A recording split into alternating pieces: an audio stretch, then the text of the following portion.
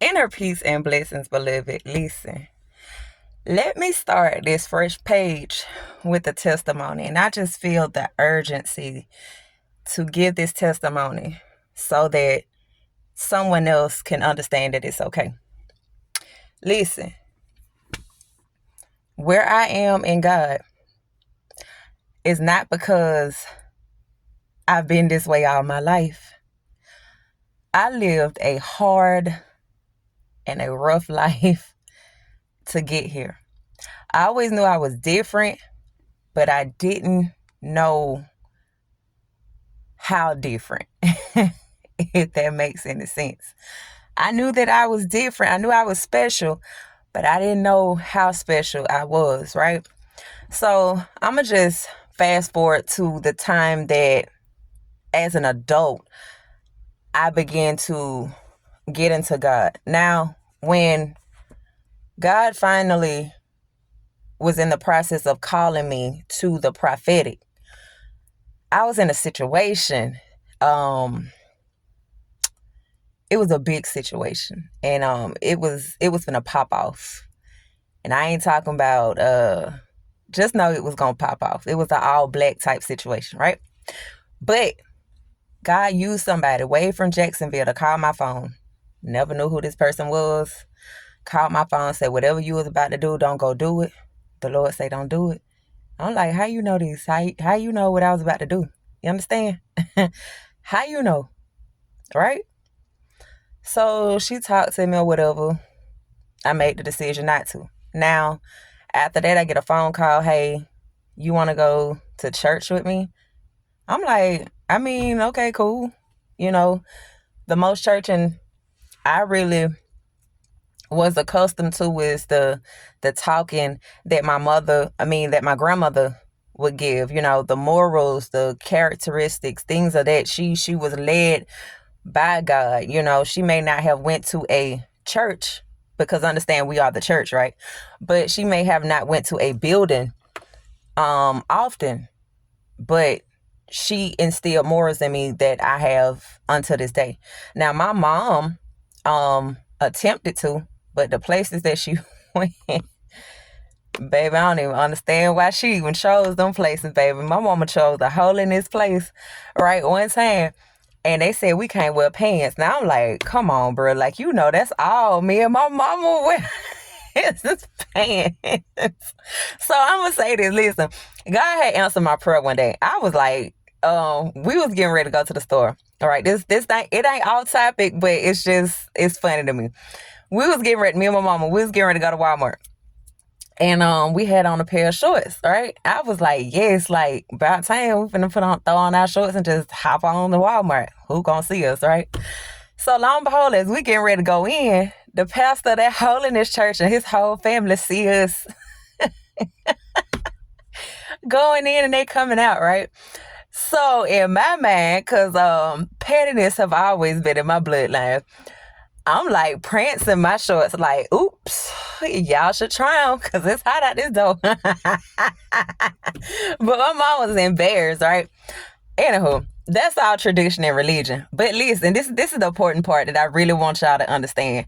It took a while, and I'm still to this day being processed. I'm still to this day, I'm lifing y'all, so bear with me. I'm still to this day being processed. But from where God brought me at, I mean, I had issues with sex. Like I'm still freaking, but I'm celibate. You understand what I'm saying? See, some of y'all scared to say that. But listen, whenever I get married, it is what it is. It's going down, you feel me? But at this moment, I'm celibate. But what drove me into using sex as a coping mechanism is because I was introduced to it the wrong way, being at 5 years old, right? By an uncle. So I was introduced to it the wrong way. All right. And if you know anything about victims in that manner, they typically run to that as a coping mechanism, right? So that's something I used to do. And so when God really began to call me, right? When he began to call me, these things were still attached. I still had issues with wanting to have sex all the time. I still had issues with smoking and drinking, and a lot of this stuff I never really saw myself doing. Like I never saw myself smoking or even drinking, but I got my heart broke. And the things that surrounded me became my lifestyle. You understand? So when God called me, I was still entangled in these things, right? I think I was the most oddest person. Well, it's not even a think, I know. I was the most oddest ones, right? Because anytime I would, you know what I'm saying, smoke trees, right? I be want to talk about God, talk about the Bible. Anytime I drank, like everything I did, I just wanted to talk about God, right? I just loved him, you know? And I know for a fact, because a couple people told me, like, bro, why is you talking about this while we had, like, we trying to enjoy, you want to talk about God. But in that moment, like, I didn't understand, like, God really had chose me. You know what I'm saying? Like I've always had this prophetic gift since a child. Like I would see things, I would dream of things, I would see people before they pass or right in the midst of them passing. I would feel the urgency. I would know when that person is not going to come back home because I could feel it, you know, things of that nature. But I didn't know that these things, or I could see people and be able to tell them their whole life and just look at them and tell what they're dealing with and stuff like that, just as a young child. But I didn't know that these things are called being prophetic, you know, or being a prophet or a prophetess, however you want to say it. You feel me? But I didn't know that these things was called that, you know. I just knew I was gifted. I grew up underneath an Indian grandma, you know, so that was born in the 30s. So I'm used to natural stuff. She shows me things, you know, and she knew what I was. She knew I was gifted. Again, I don't think she knew the word prophetic either. We were just all gifted. And to be quite honest, even if my family watched this, every last one of them are gifted, even if they're not walking in their calling. They all see, and I just learned that recently about a few of them. They all see. They all have the gift of discernment. They can prophesy, but a lot choose not to. Anywho, but again, when God called me in the midst of such chaos, in a place where I didn't think that I was even qualified. I didn't think that God could use somebody like, or wanted to even use a person like me. You feel me? I was one that I always wanted to sit in the back of the church, but I always found that the pastors and the apostles and the teachers, everybody gravitated to me.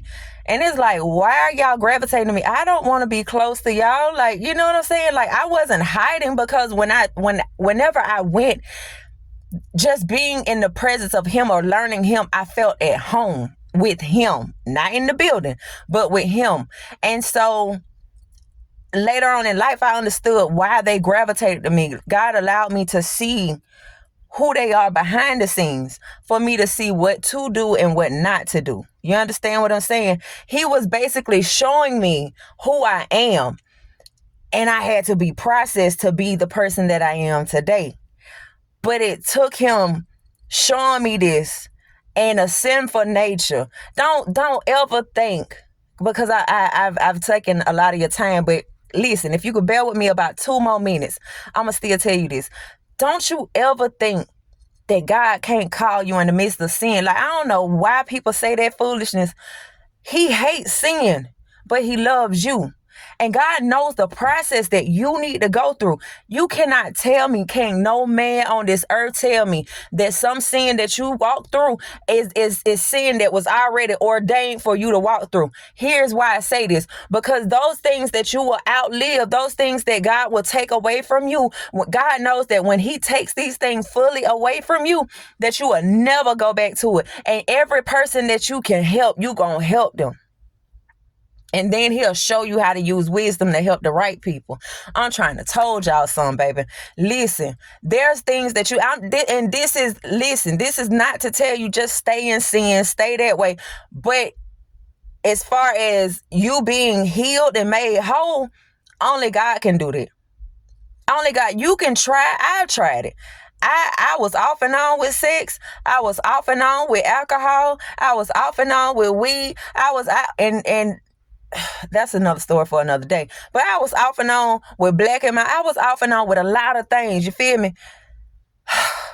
And I tried to do it myself, but I couldn't. I can go 2 years without, touching it. But then so much things, you know what I'm saying? So is a man thinking, so is he. So things will begin to happen. And I'm a good person, and a lot of things begin to happen. And I'm like, bro, like niggas don't know me. People don't know me. Like bruh, I can be a savage if I want to. But it was just, I could feel him holding me, like that part of me. Like I could feel him holding that part, like don't do it. Even when I have it in my mind to do it, he would push me back. Don't do that. And I couldn't, even in my sinful nature. You know what really stopped me is when God had me out on out on bond for 3 years. And I knew that if I put my hands on anybody, I'm going back to jail, and I don't know when I'm coming home, and I got kids. So I had to cry a lot of things out when I wanted to beat the life out of people. Well, when I wanted to beat the Doc McStuffins out of people. You understand me? But he was teaching me, and I didn't know he was teaching me. He was training me, and I didn't know he was training me. Until he began to fully settle. One day I remember this, bro, in the midst of me being hurt, because I understand, when people say they church hurt, it technically ain't church hurt. But again, if you want to talk about it, we can talk about it on a different day. Just leave me a comment below so I can explain to you what it is. It's really not the church hurt. It's called something else.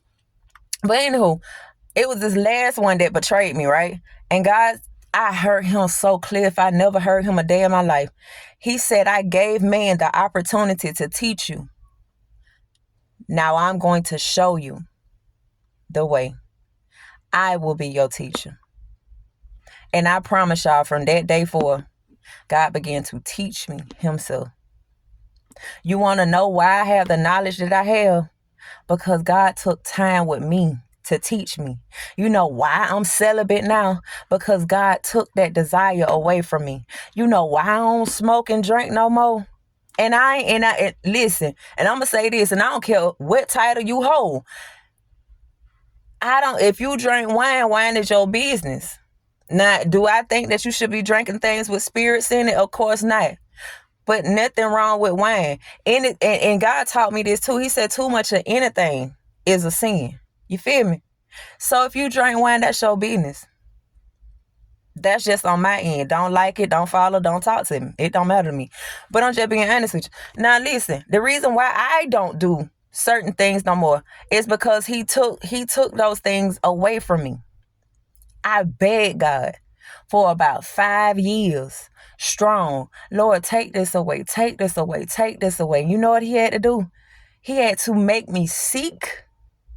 He was going to do it. He told me that. He said, Yolanda, he said, I'm going to take it all away from you, but in my timing. And I tried to make his timing fall on my time. And it didn't do it. It looked nothing like my timing. Not at all. I had bought me a whole fresh pack of blacks. I had a morning routine. Take a shot before I take my kids to school. Get me a black. Freak it. Go sit in my chair outside. Hit that at least at least be out there for a good 20 minutes before I do anything. You feel me? And then go about my day. And on this particular day, I walked out on the back porch doing the same routine. You feel me? I still prayed. Didn't mean that I ain't love God. I had a stronghold. I had strongholds. But I went and I did my regular routine, went, sat and lit it and all. Lit it. I went to go hit it. Let me back up. Before then, I heard a saying to look at it, right? Now, I ain't going to discredit nobody. I heard it from Creflo O'Dollar, right? And he was like, I don't care what you, and he said, if you smoke, he said, look at that take what you smoking and look at it and tell it, you won't always be my issue. I'm soon, me and you gonna part ways. And I said it. And so the next morning I went out that door, right? I lit it. I tried to hit it. Wait, nothing. Nathaniel. You understand me? Nathaniel. I couldn't smoke it for nothing. Nothing at all. I tried to hit it. It was Nathaniel. I said, it got to be that black. I said, why it tastes like that? This thing tastes nasty, boy. Why it tastes like this? Couldn't do it. Couldn't do it. So I went and got a different one. I said, this is a fresh pack. They must gave me a stale pack. So I made sure it was soft. Okay, it ain't stale. So freaked out one. Lighted. Nothing. I said, you done took it away from me. Straight like that. Straight like that. You took it. Took it away. His timing is everything. Again, I ain't telling you to stay in your sin. I just want to share bits and pieces of my life. My life is longer than 16 minutes though, but just to let you know that wherever you are in life, put God first. And everything that you're struggling with, everything that you got an issue with, put God first. Let God heal you, man. Let God mold you. Let God shape you. Let God make you. Let God take his time with you to mature you. Because when he take it away from you, you ain't gonna want it like that. Yeah, you will have times where you may get frustrated because that's what normally leads you to this stuff. Hurt and frustration. You feel me? Hurt and anger. And it leads you to this type of stuff. So you think, sometimes you have the thought come to mind, I should run back to this. And you think about it, bro, that stuff ain't even worth it. Even if you did attempt to go back to it, it don't hit the same. When God clean you up, none of that stuff hit the same, bro. None of it hit the same, sis. You gotta really gear in to God. Give your whole life to God. Let God be the leader of your life. I promise you, the more you have conversation, the more you be for real with God, the more you open your heart to God, the more you let God take away these problems, the more you let God just enter into your heart, the more you cry out to God, man, I don't care what you do. I'm not telling you to stay there, but mean it from your heart. I don't want this no more. And let God take his perfect time to clean you up. You just keep going day by day. Lord, this ain't me no more. Lord, thank you. This ain't even me no more. Lord, this ain't me no more. I had to tell myself that for 5 years. This ain't me. I don't want this no more. I don't want this. This ain't me. I don't like this, bro. I hate the fact that I gotta do this, bro. I'm unaliving myself every time I hit this. God took it away. You know how much of a blessing he was, and I'm gonna let y'all go. After he took it away, yeah, I went through sickness. But when they did an x-ray on my lungs, right? The man said, how long you said you been smoking? I told him how long. He said, your lungs ain't got no trace of ever smoking. Your lungs don't look like you ever smoked a day in your life. Who did it? Who did it?